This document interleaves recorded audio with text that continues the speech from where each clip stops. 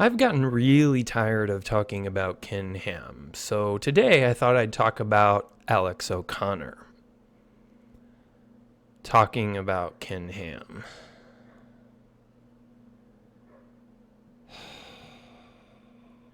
Seems the destiny of young earth creationists is to be defined by whatever Ken Ham said the other day. But be that as it may, Alex has made a really good video, a tight 16-minute video with a lot of passion and a lot of arguments in it. And this is Alex at his best. This is the Alex that goes for the jugular. It's like he went around his apartment and just collected a bunch of knickknacks and shoved them into a blunderbuss and fired it straight at young earth creationism. But like any blunderbuss loaded with a mishmash of knickknacks, it's going to miss the target some of the time. And so some of these arguments actually hit other Christian views that are not just young earth creationist views. But we'll talk about that as we get there. I wanted to go through 3 quick arguments that I think are bad ones that Alex makes. The first one is his claim that in the curse of the woman, where it says that he will multiply your pain in childbirth, Alex thinks that means that there was suffering prior to the fall. Why? Because he's interpreting the word multiply as sort of a mathematical function, as a modern person would. Obviously, if there was 0 suffering before the fall and you multiplied it, you would still get 0, right? So he thinks this means that there must have been at least some suffering before the fall. Otherwise, you couldn't multiply it to get anything. But the funny thing is that Alex looks up the Hebrew word and notes that it means to increase, which is a translation for a modern audience that says, look, it's not a mathematical multiplying, but if you're going to use a mathematical function, it means to increase. And obviously, you can increase something from 0.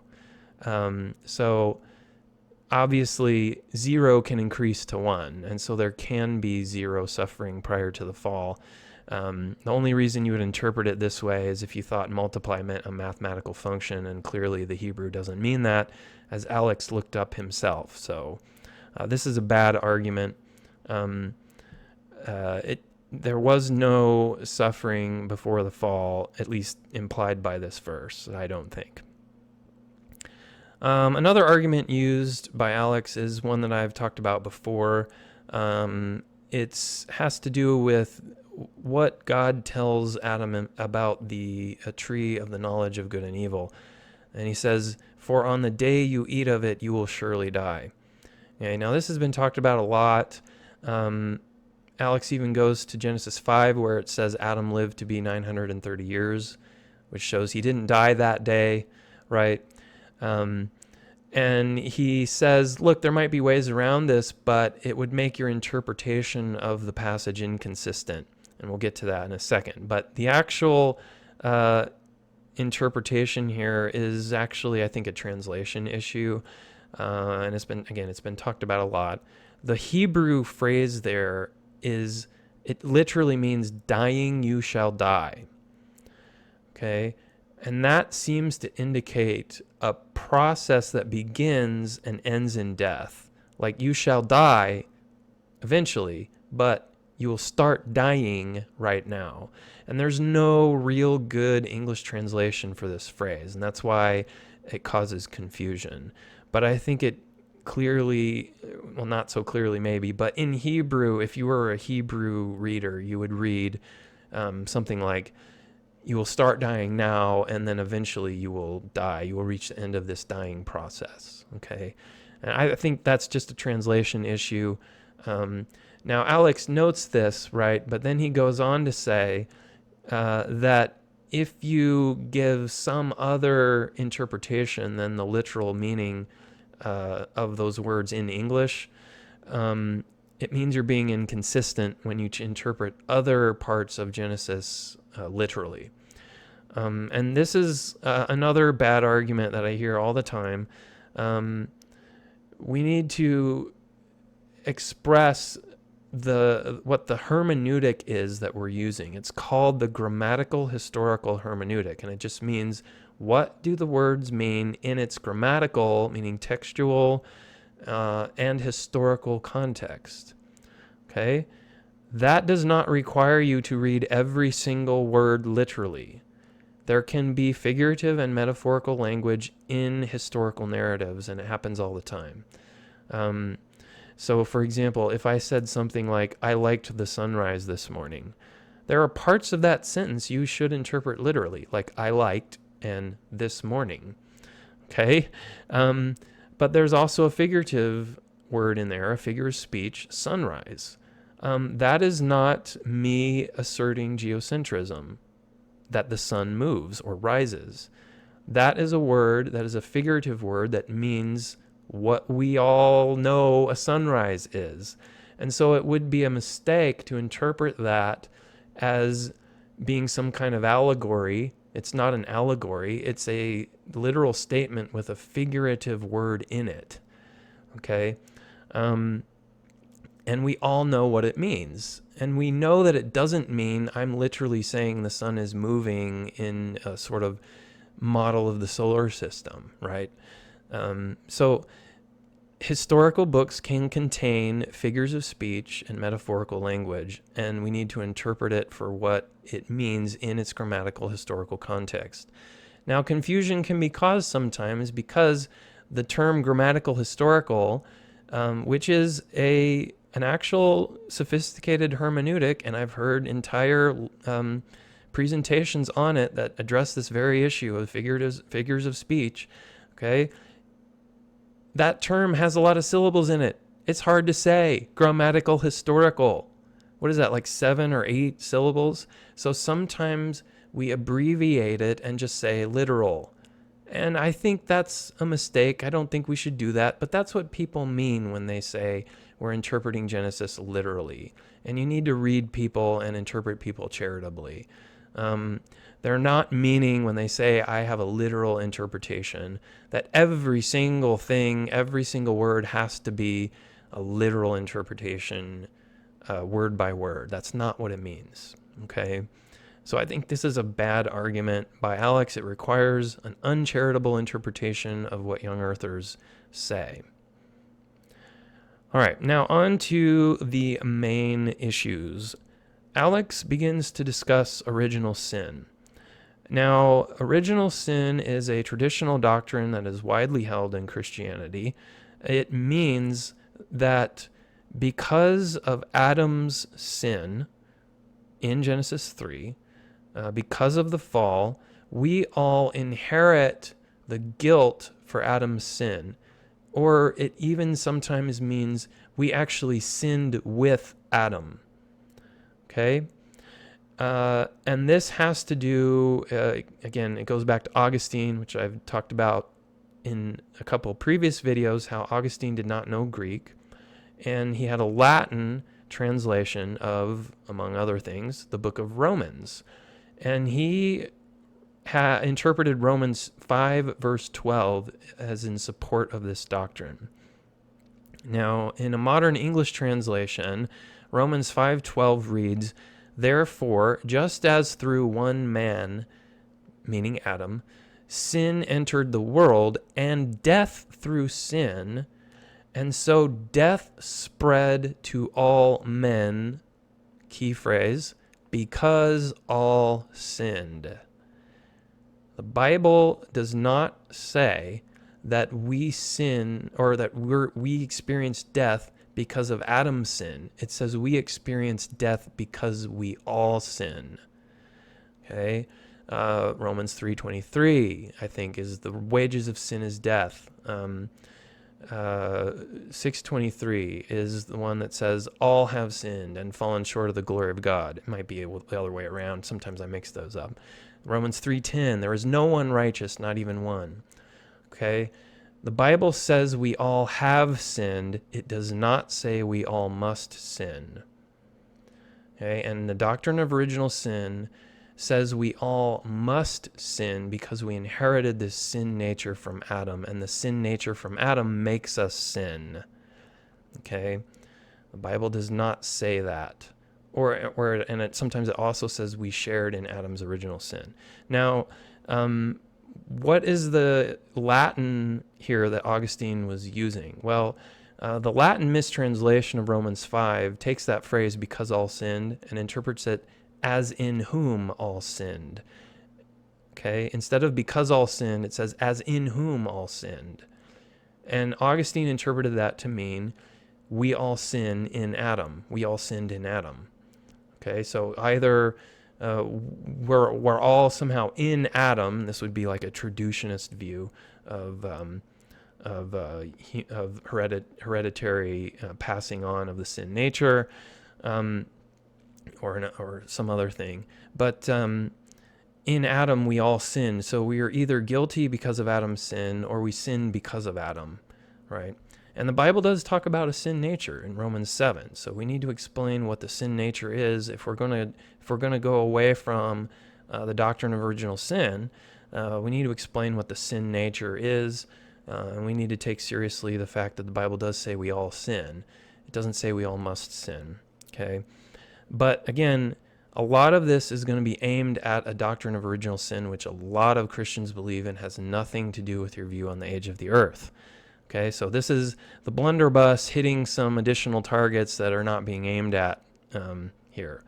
Okay, so the question that Alex asks is, if we experience the consequences of Adam's sin when we don't ourselves sin, doesn't that mean we're being treated unjustly? And,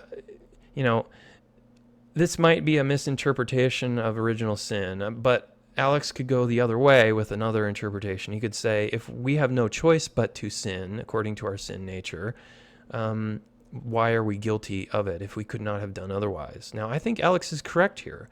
If we could not have done otherwise, we would not be guilty of sin. We would not be morally guilty of it if we're just automatons that can't do anything other than the one path of sin. That's not just to blame us for sin in that regard. And I think Alex is correct here, and in alignment with another verse in Romans 7, verse 9, where Paul says, I once was alive apart from the law. Okay, when he's talking about alive and dead here, he's talking about a state of non-sinfulness being alive and sinfulness being dead. Okay, I once was alive apart from the law. The law is the rules, like the rule not to eat from the tree of the knowledge of good and evil, or any other rule. He's probably referring to the Mosaic law here, but it's a capital L, like the law, meaning the rules that God gave us, right? So before I knew the law, Paul says, I was alive, meaning not sinful. Okay? But when the commandment came, the law came, sin became alive and I died. Okay? Paul is saying, before I knew the law, I was not at least guilty of sin. I was not blameworthy before I knew the law. Before I knew the difference between right and wrong, I'm not blamed for sin. I'm not guilty, okay? But once I knew the rules, then I sinned, and now I experience the consequences. Now I'm guilty, okay? So this is, I think, in alignment with Alex's reasoning here. Now, the interesting part about this is that Alex uses this to a little more sophisticated argument having to do with God telling Adam the rules in Genesis 2, saying, you shall not eat of the tree of the knowledge of good and evil, for when on the day you eat of it, you will surely die. And goes through Genesis 3, where the snake says, you will not surely die, right? God knows that when you eat of the fruit, you will become like God, knowing good and evil. Okay, and then the kicker is later in chapter 3, God confirms what the snake says. He says, the man has become like one of us, knowing good and evil. Okay, confirming what the snake told Eve when the snake was deceiving Eve. Okay, so Alex argues that the snake told the truth and God is lying. Why is God lying?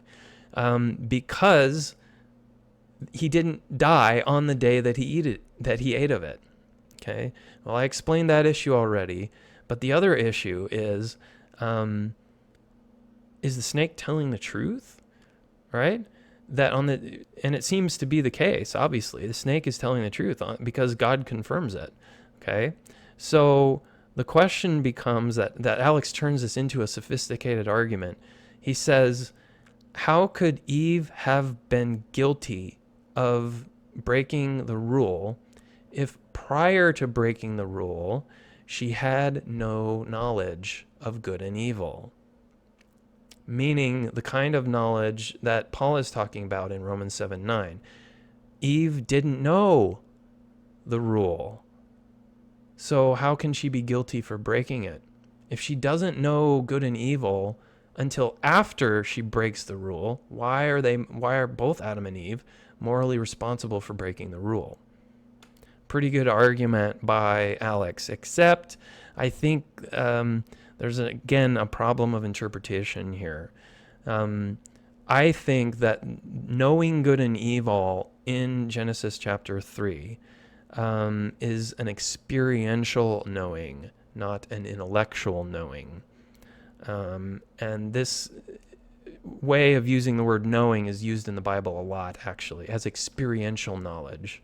Okay, so interpreted that way, when God and the snake says they've become like us, knowing good and evil, it means that they knew the rule, okay, so they're guilty for breaking the rule, but before they broke the rule, they didn't have an experiential knowledge of evil.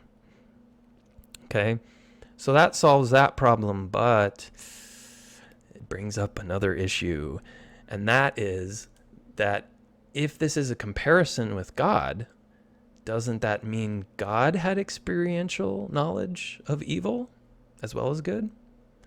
Ooh, okay, so that's a problem for this interpretation. Or is it?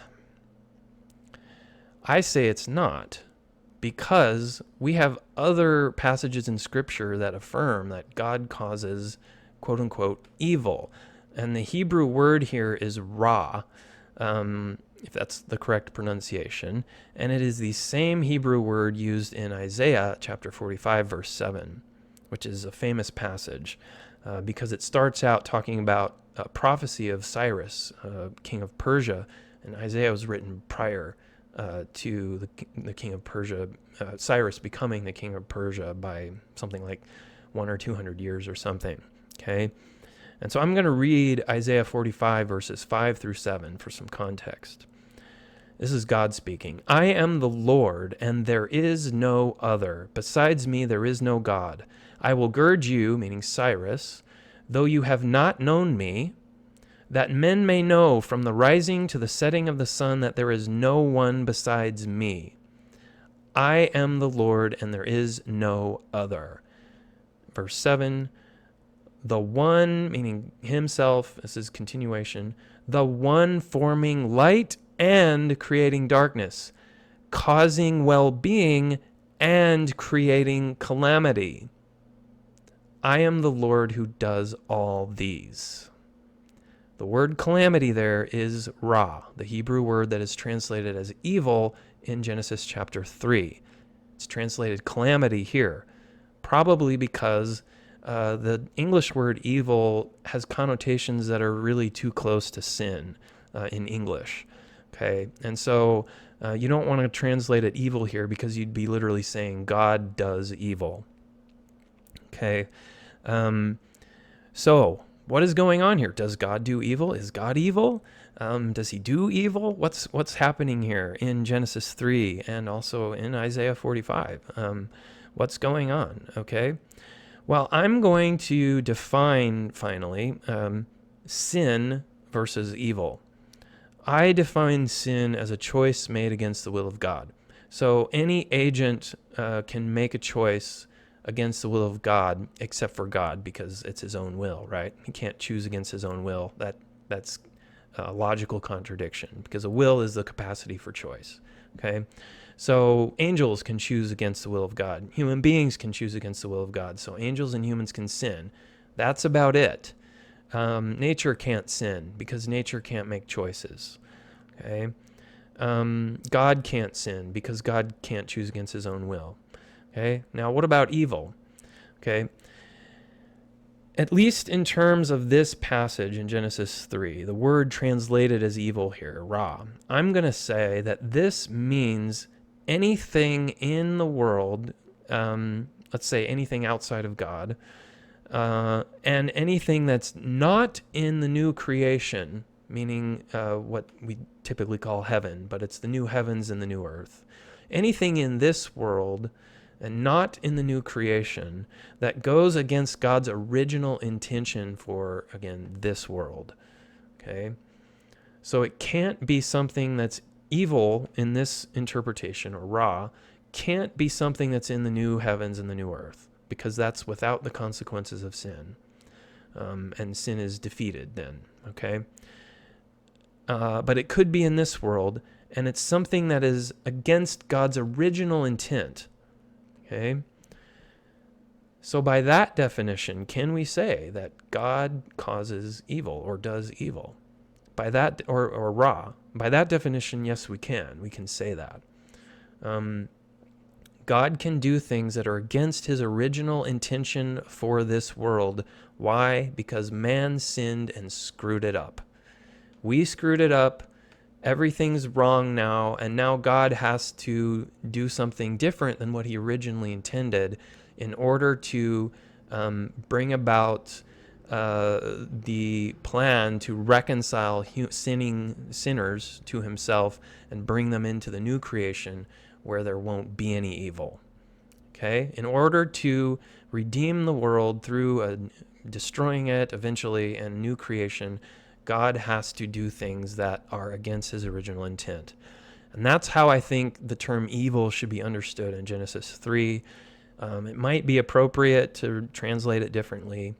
But again, translation issue. Okay? Now, Alex goes on here to critique something that Ken Ham says, and I'll actually agree with him again, where Ham essentially argues that God created a problem, death, so that he might solve it. Now, this is a typical Calvinist theodicy, where evil exists because God created it in order to defeat it, thereby bringing glory to himself. Now, I'm with Alex here. I don't think this makes any sense. Why would God create something just to defeat it, thereby, bringing glory to himself? Now, Alex goes through this whole thought experiment involving a light switch and everything else. That's not really, I guess that's not super relevant to the Calvinist position here. But I would say that things would have been better had the problem not been created in the first place. Okay? So I don't like this argument by Ham. Death comes through sin. The thing that was a problem was sin. Okay? It screwed up God's plan for the world. Okay? And God dealt with it in part by bringing about death, and then the final dealing with it is going to be resurrection. So why is that? Why is death a punishment for sin?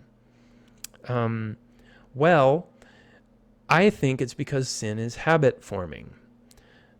Sin is, when you choose to sin and you act it out, it creates a sort of a program in your brain.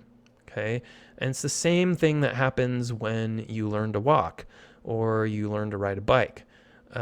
Practice makes perfect because you're teaching your body to do something. And sometimes you're even teaching your brain to think certain things and to follow certain trains of thought. Okay? But it all starts with a choice, I think. I choose to sin, then that sin gets pushed down the hierarchy of my brain. And the brain is structured as a hierarchy.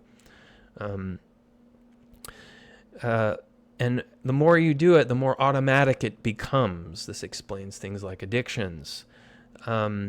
it becomes automatic, and it becomes easier and easier to sin the more times you do it. Okay? So, what is death? Death is the destruction of the instantiation of all our sinful choices, which is our bodies and this world in general.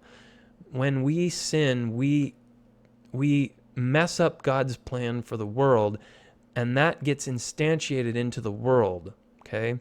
It's like if God was setting up a super cool trick shot, billiards trick shot or pool, right?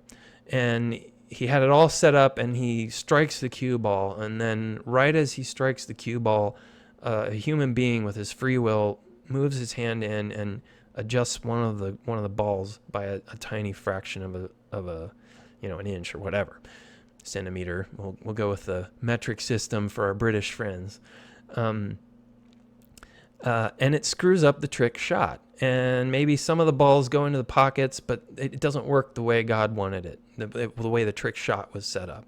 Okay, so man interferes and screws it up, okay, by causing something to be adjusted in the world that messes up God's plan, okay, including with our bodies. And death is a solution to that, a partial solution, okay? When we die, God is destroying the flesh in which we have instantiated our sinful choices, and becomes evil. It becomes the result of our sin, or at least partially. I'm not going full Gnosticism here and saying the flesh is all evil. It's not.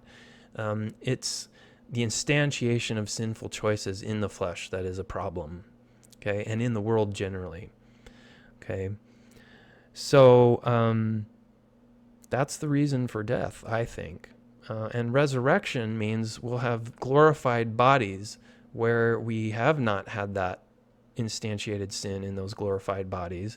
And in heaven, we won't have the effects of sin because of that. And the new creation will not have the effects of sin that I'm calling evil here, that were against God's original intent. Okay? Now, does that mean we have free will in heaven? If free will is the explanation for sin and evil in this world, what about in the next world? Will we sin in the next world? I have an answer to that, but that's beyond the scope of this video, so I'm going to continue. Next, Alex asks a really cool question. When Adam and Eve are kicked out of the garden, and God says they could have lived forever had they eaten the fruit. And so he kicks them out of the garden so they won't live forever. Oh, interesting. This sounds like a topic that I talked about in several videos in the William Lane Craig and Genesis playlist. That's a series of 4 videos called Aging in the Flood. So that's my full treatment of that. But for now, I think Alex has an interesting point here, is that if God's ultimate intention for human beings is that we live forever, why didn't he just let them stay in the garden and eat the fruit? Okay, well, they could eat the fruit and live forever. No problem. Why does he have to do this whole thing about, sending his son into the world and brutally kill him and, have him rise from the dead? And what is the point of all this if he could just have them go back into the garden to eat the fruit and they would live forever? Okay. Again, this has to do with the consequences of sin in the world. The billiard shot is messed up. Okay. This world is screwed, right? It's done. Okay. And there's lots of other things you could think about. So, for example, prior to the flood, humanity is so evil that God kills them all and starts over with Noah's family. Why are they so evil before the flood? Maybe it's because they lived to be 900 years old, and that gives you a lot of time to instantiate a whole bunch of sin in your life, and it becomes habit forming and impossible, well, not impossible, but really, really hard to change. So you can imagine, I like to imagine Genghis Khan. That today they say Genghis Khan might be the ancestor of 5% of the world's population. So if we go with 8 billion, that's 80 million times 5. 400 million people descended from Genghis Khan. And Genghis Khan would be around 800 some years old today. Imagine if that man was still alive, with 400 million people calling him daddy. That would be a nightmare. Okay? And so God wipes the slate clean, and he starts over with Noah and Noah's family, and he reduces the age, the lifespans of human beings to, I think in Genesis 6 it means under 120 years. There's different interpretations of that, but in any rate, he reduces the lifespan of human beings. So they can't live as long, they can't instantiate as much sin, and they can't become so corrupt before dying that things get as bad as they were prior to the flood. Okay? Death. There is a reason for it, I think. And it's to prevent sin from becoming too bad that it's impossible to fix it without killing everyone and starting over again, right? Okay? Now, I also think there's a reason for the rules in the garden.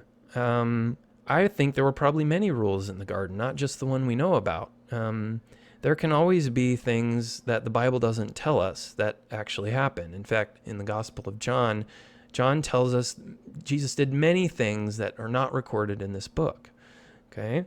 So I think there were probably many rules in the garden, and the rules were designed to ensure the perfect operation of the garden, the perfect billiard shot, according to God's plan and his initial intention for it. And if Adam and Eve had broken any of the rules, it would have caused the same problem. Okay?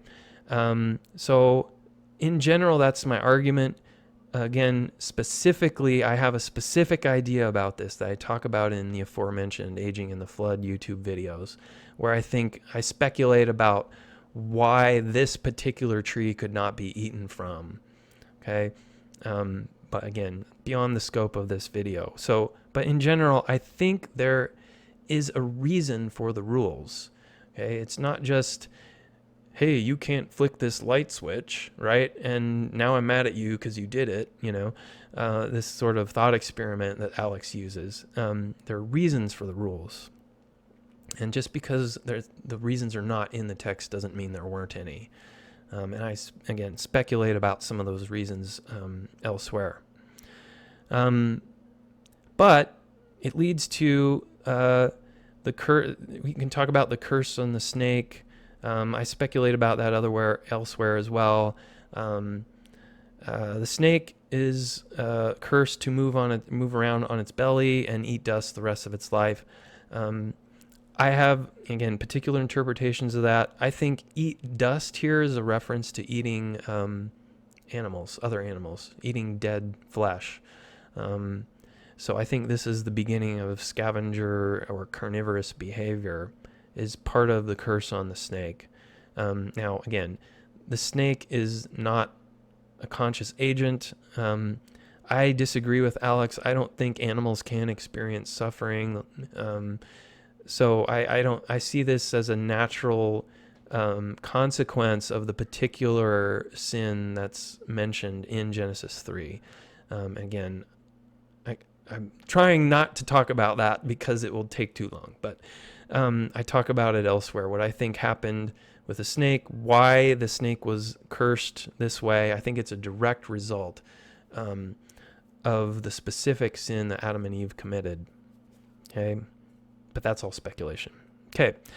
Now, moving on to the final issue here, and that is Alex's interesting treatment of different Christian views. So there's this video that is the last time I saw Alex talking about answers in Genesis. It was about 10 months ago. He was on Capturing Christianity with Cameron Bertuzzi, and he was talking about why evolutionary theory is evidence against Christianity.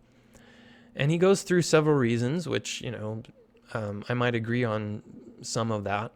And then he cites the existence of Answers in Genesis as an organization that spends a lot of time and money fighting against evolutionary theory as evidence that there are other people who think evolution is incompatible with Christianity, like he does, presumably. So he's agreeing with Answers in Genesis that evolution and Christianity are incompatible. Okay, that's fair. All right. But in this video, Alex seems to be trying to convince young Earth creationists to take a different interpretation of the text of Genesis. And I usually see this from people who want the text of Genesis to be compatible with evolution. Okay? And specifically, and like when Alex talks about evolution from a naturalist perspective, right? He says evolutionists don't think that, or naturalists don't think that evolution is has a goal or an intent. It's not an agent. It's not trying to curse or bless or love anybody, right? But on a Christian view, like theistic evolution, they absolutely see evolution as the mechanism by which God creates, or the means by which God creates. Okay, so a theistic evolutionist could not accept Alex's account of what evolution is, because he says a naturalist says there's no loving essence behind or beneath evolution. A theistic evolutionist would say otherwise, and they would say, yes, there is, because God's using evolution to create. Okay, so again, this is an argument against the theistic evolutionist interpretation of evolution. So this seems inconsistent with what he said elsewhere, that evolution is incompatible with Christianity, is the way that Alex says that Ken Ham and other young Earth creationists could solve all these problems that he's brought up here by interpreting Genesis allegorically. Here, you can get away from all these problems. All you have to do is interpret Genesis allegorically. Well, I showed you don't have to do that to solve these problems. But I'm unsure of why just interpreting Genesis allegorically would solve the problems about original sin and death being the consequences of sin. These are all very Christian things. They're not unique to young Earth creationism. So I don't think interpreting Genesis allegorically would solve some of those problems. But more than that, I want to distinguish between these two different atheist arguments, which I've seen before from the same people. They'll make, on the one hand, the argument that evolution is incompatible with Christianity for the reasons that Alex did in that video, which I'll put the link in the description. Then they'll turn around and they'll say, no, actually, evolution is compatible with Christianity in order to persuade Christians to accept evolution. And I call this the militants versus the accommodationists. Okay, now militants could just be meaning the new atheists like Richard Dawkins. Certainly he's a militant in the sense I mean it. And then accommodationist is actually a term Dawkins used in a blog post. I'll put that in the description too. It's an interesting blog post that's worthy of discussion in the future. So I'm going to call them accommodationists because Dawkins called them that. And I think the leading light here was always Eugenie Scott, who headed up the National Center for Selling Evolution in the United States. It's the National Center for Science Education. I mistook the name for what they do. But the difference between militants and accommodationists is militants say evolution and Christianity are incompatible, and they turn this into a simple argument. That's the first premise. The second premise is evolution is true, conclusion, Christianity is false, and sometimes evil. Okay, that's the militant position. The accommodationist position says, no, evolution and Christianity are compatible, therefore Christians should believe in evolution, and it doesn't threaten your faith. Okay? Those are two incompatible positions. You can't believe them both. They're completely contradictory. But Alex and many other atheists seem to try and take both sides depending on their argumentative position. Okay, when they want to argue that evolution is evidence against Christianity, they take the militant position. When they want Christians to interpret Genesis differently, as Alex is trying to persuade us to do in this video, they take an accommodationist position. Like, it's okay to be a Christian and believe in evolution. You can do both, right? So I'm a young earth creationist, so I'm agreeing with the militant side here. I think evolution and Christianity, specifically the doctrine of creation, as understood by Christian doctrine, that all Christians should believe, are incompatible. So that's my position. I want to know what Alex's position on this is. Is Alex O'Connor a militant or an accommodationist? And I think we need an answer from Alex on that if we're going to keep him honest in these types of discussions in the future. So that's all I have, and I am, of course, willing to dialogue with Alex as he is willing to dialogue with Ken Ham. And there's a lot more to say on this issue, and I'm sure I'll be saying more about these things in the future.